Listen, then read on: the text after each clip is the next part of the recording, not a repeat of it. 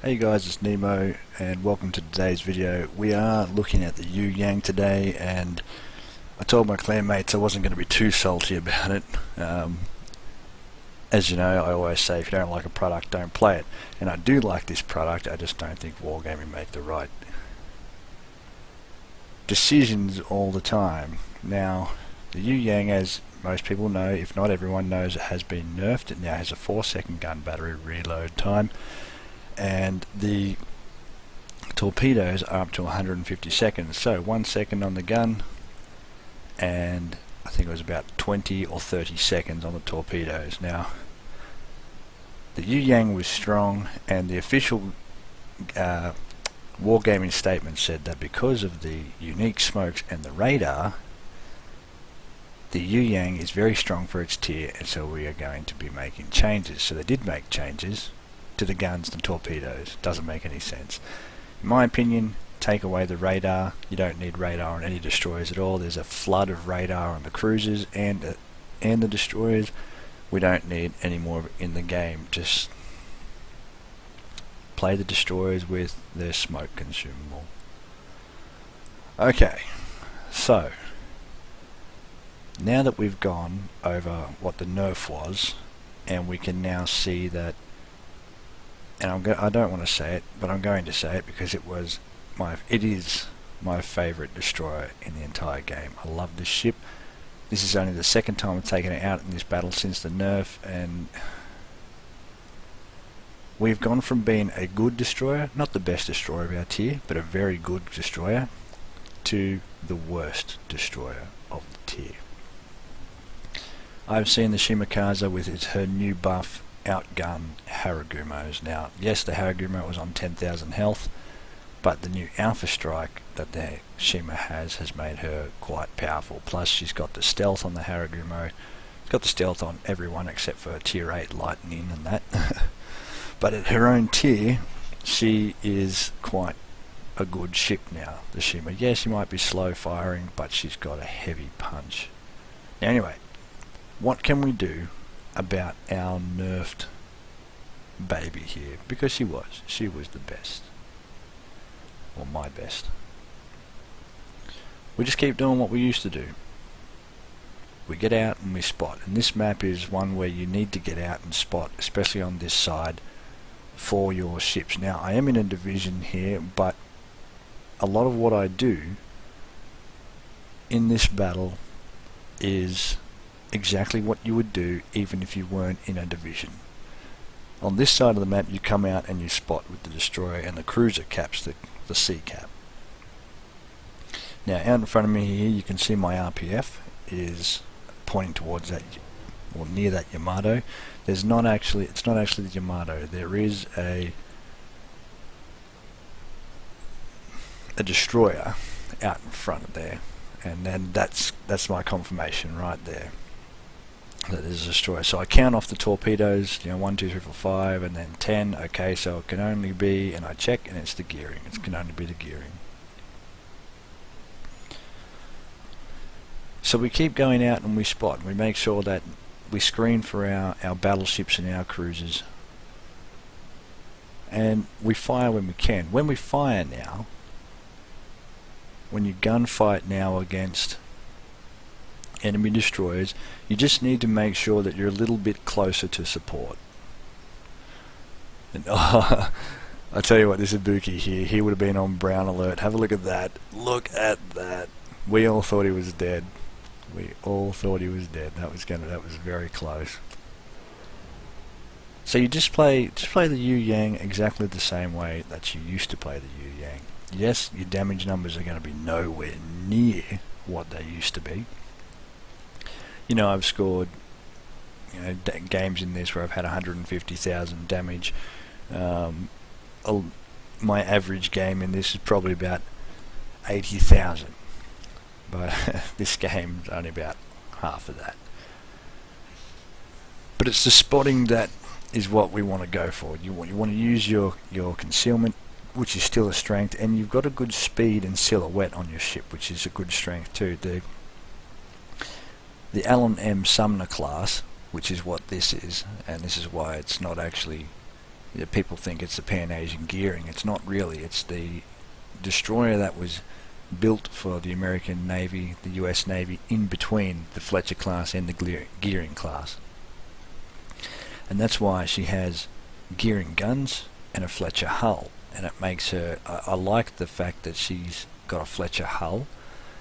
She's got a better turning circle than the gearing. She doesn't feel as sluggish as the gearing. Now here's where this problem of this nerfed guns are. So I pop my speed boost to try and get away, but I am in a crossfire between Zhao, gearing and Seattle. So I didn't want to pop the smoke because I didn't want to deny my team the visual advantage of being able to see the gearing, but I couldn't take him on in a crossfire like that. And if I had my 1 second guns again, I'd be able to fight him a little bit better, even if I was in a crossfire. But you don't want to get stuck there, so you just run. And this is why I also run the smoke. I find the smoke is a lot better to run than the radar. Yes, if I had have had the radar, I could have popped it and seen him earlier and not been spotted. But you get 3 consumables of radar. If you run the superintendent, you get 4 consumables of radar. You get 5 consumables of smoke. If you run the superintendent, you get 6 smokes. So 6 smokes, I think you get 9.5 minutes of smoking up during the entire battle. And I just find it's handier to be able to disengage. As you saw just then, I was able just to get out of there, drop the smoke and run off. You can also use a Pan-Asian smoke to smoke up your own allied ships, so which is handy. Now I am radared here, so the one good thing about the Yueyang is she's not that slow, which is good. She does a 36.5 knot speed, and so I'm able to use enough of this speed plus the speed boost to get out of the way. Now the gearing here is absolutely hammering me, and the gearing now can do that to the Yueyang. The only thing the Yueyang has to defend herself against destroyers is her guns, and that's why I consider her now the weakest destroyer of her tier, because her guns are slow firing. You've got the Daring now, which fires at 2 seconds or 2.2 seconds, 2 seconds if you run the BFT. The Haragumo, even the Kitakaze and the Akazuki will give you a lot of trouble. Now here I get into a gun battle with the gearing. Now the thing that the gearing's done wrong here is he's now overextended. Now if I had even that 1 second on the guns makes it so much easier. If he had been firing, he probably could have done a lot more, like a lot of damage to me and almost killed me off, but he didn't fire, he just smoked up, and unfortunately for him he got killed. If you're going to smoke up and there's a ship 3 kilometers away from you, just fire, because once you do go undetected, I think the gearing's detection is 2.5. So you're not going to get spotted. So I would have been smoking, slowing, turning away a little bit, even though there was HE coming in, so it's going to wreck you anyway, and fire. And I think that was the mistake. The 2 mistakes the gearing did there was overextend. I would have gone back down into the middle there in the F9, F10 and spotted there for my team, and I would have started firing at the enemy ship, the enemy destroyer that was firing at me.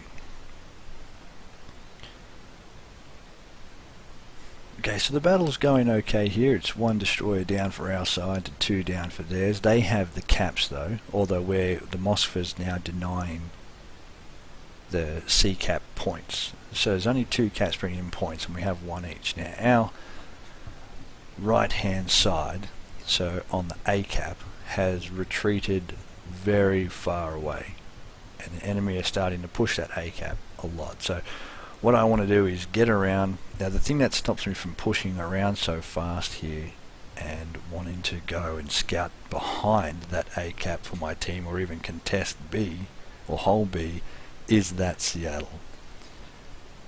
Now, even though the Seattle has had a nerf to its radar, same with the Worcester, they both now have 9km radar. That 9km radar is still radar, and it makes it very dangerous.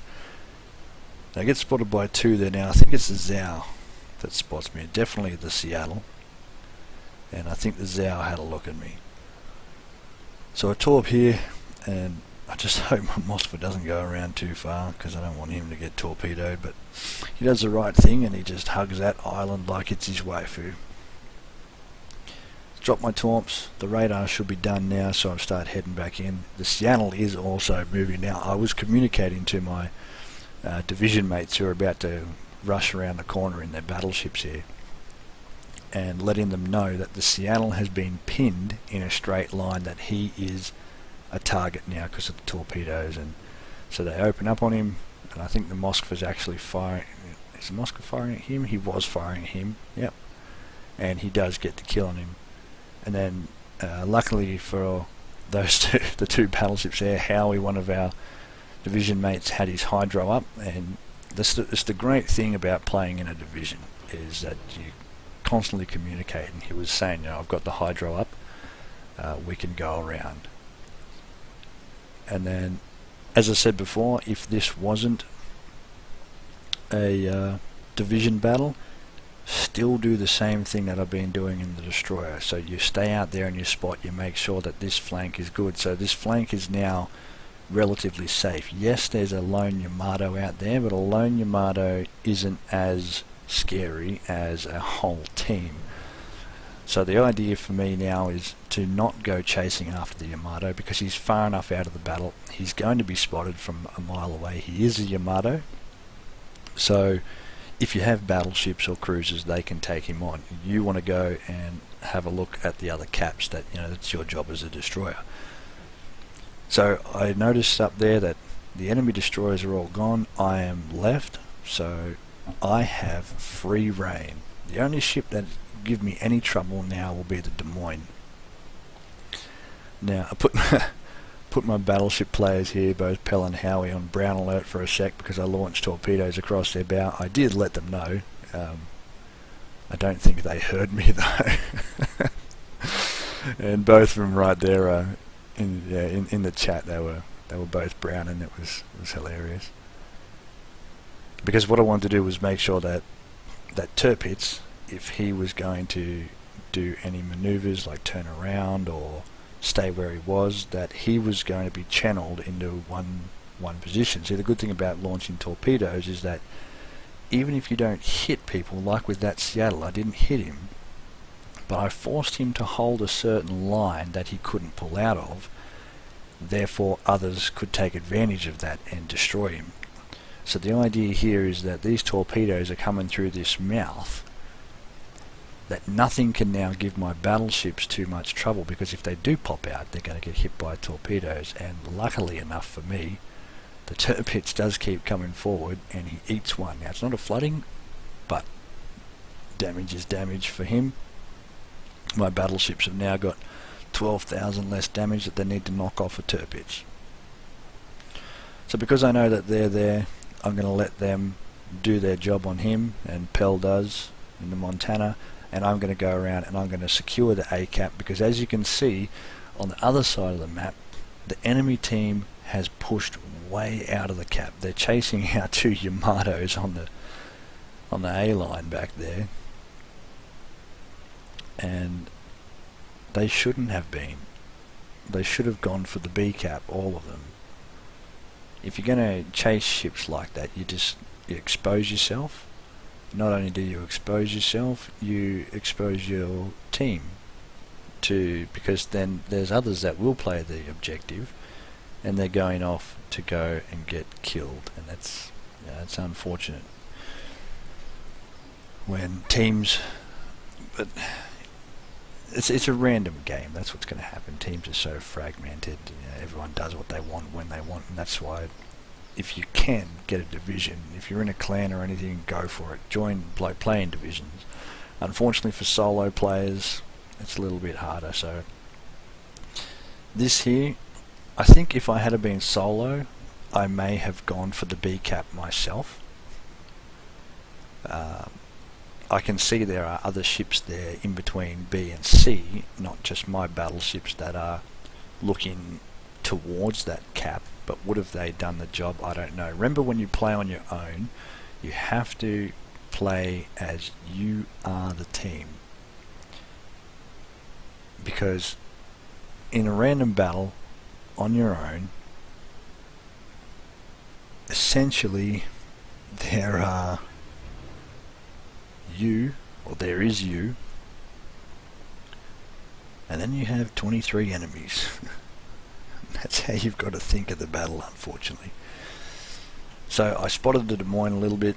My team's rushing the B cap, so the Des Moines not going to last too long. I try to put some fire out on him to try and see if I can snag a kill. Unfortunately, I don't. Pell gets another one in the two battles that we fought. The battle before this, when I was in the gearing, and this battle here, I think Pell had 7 kills.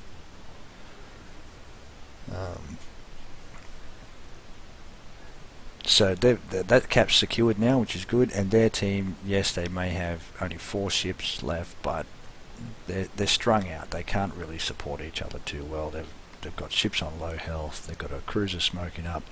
So what I want to do here is point the torps towards the cruiser, and again, if he doesn't turn in and or turn away and eat my torpedoes, he's going to be locked into a position that he can't get out of in front of a whole host of battleships and cruisers coming through. The other thing that I was doing in this is making sure I secured the cap, because there are teams that have won, like that 4-player team there, that have won from this position. Always play the objective, remember? And then RNG blesses the Neptune. I was a bit cocky here, where I was like, yay, he's going to die. There's no way he can get through that. And then all of a sudden this hole that you can fit a semi-trailer through, or a Neptune, as you can see, just opens up. But again, forced into a position that he didn't want to be in. He probably shouldn't have come into the cap against battleships and that anyway. But if you don't try to make a play, you're not going to have there will be no plays at all. So I communicated to my team at the end of this that I was going to go and look for that, try and spot that solo Yamato down south, but they both said, everyone was saying it's okay. The game will be over in a few ticks. So what we can take away from this game is clearly the damage numbers have been nerfed. They're quite small. I'm not too worried. There's about 75,000 spotting damage there. Now, if Wargaming reward destroys for spotting damage, then the Yueyang is going to be a good ship again, because she does spot very well. She has a 5.8 kilometer detection, is quite quick, so you can use her to spot and get out of the way. Now, her offensive capabilities have been taken pretty much right away. So what you want to do is play her almost like a daring now, how you play defensively. Sit towards that game there, you always sit out the side and spot anyway, so it didn't really matter. But other games that are a bit more open on the cap, you sit behind the back of the cap if you don't play radar, and you let the enemy come in, because then you have the support.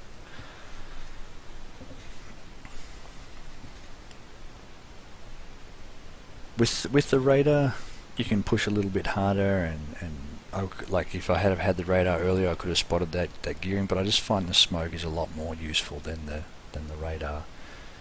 The radar is very situational, I think, whereas the smoke, you can use it for attack and defense. So we have a not the greatest game for damage, and as you can see, Pell up there up the top again. And I'm down in the lower middle area, but I've done my job. As you can see, I highlight here the 6 spotting ribbons, and that's your strength now. That is a Yueyang's main strength now, is spotting. Cap contesting, she can still do it. She's not the best at it anymore. She can get, if you come up against a Daring or a Haragumo, that's the end of you. And you're not going to get a long range gunfight with a cover off anyway. So anyway, let's have a look at our modules. We run premium consumables. As I said, I run the smoke because I find it better than the radar, but you can run the radar if you're confident with it. My opinion, Wargaming should just remove the radar from all destroyers. The modules here, we have main armaments mod 1 because you don't want to lose your guns or your torpedoes. If you have struggled with detonations and don't have flags, the magazine modification 1 is really handy to use. Now, the second slot is always propulsion mod because your engine will get wrecked by high explosive all the time. There's no other thing you need to run there. Aiming systems mod help those torpedo tubes turn a little faster and the gun's a little bit more accurate. The other two are really not really worth it. Now I run the propulsion mod too. It allows me to slow down and move faster in the smokes. If you feel she's sluggish, which I don't think she is, you can run the steering gears too if you prefer to open water gunboat. Now concealment system mod 1 is the way we go here. It gets you down to 5.8 with a camouflage. The steering gears mod, not that worth it, neither is the target acquisition, and the enhanced armaments, which is the legendary module, is not worth it either. You get a 6.5 kilometer detection for a little bit of gun buff and torpedo buff. Now I run the torpedo tubes modification 3 because the torpedoes are extremely slow loading, so much so that they're almost not worth it, but neither are the guns. The guns, if you run the torpedo, the gun reload and the BFT, you'll only get them down to 3.6. Now priority target's our first one, captain skill we want to run. Last stand is mandatory. Then I run the survivability expert for a bit more toughness on the ship, so you can, when you do get in gunfights, it's a bit better. Concealment expert, of course, it's always something that we'd run on our destroyers. Then I would run the torpedo armament expertise for faster firing torpedoes, the RPF or radio location, and I've got adrenaline rush on here. Now superintendent and BFT are also very handy to run. BFT for the guns, superintendent for some more smokes or radars, and the other thing that I would run, it would be jack of all trades. That's another option you can have instead of AR. So guys, that's my commentary on the nerfed Yueyang. Unfortunately she's been nerfed. I love this ship and I think she's been ruined a little bit. Anyway, thanks for joining me and I'll catch you next time.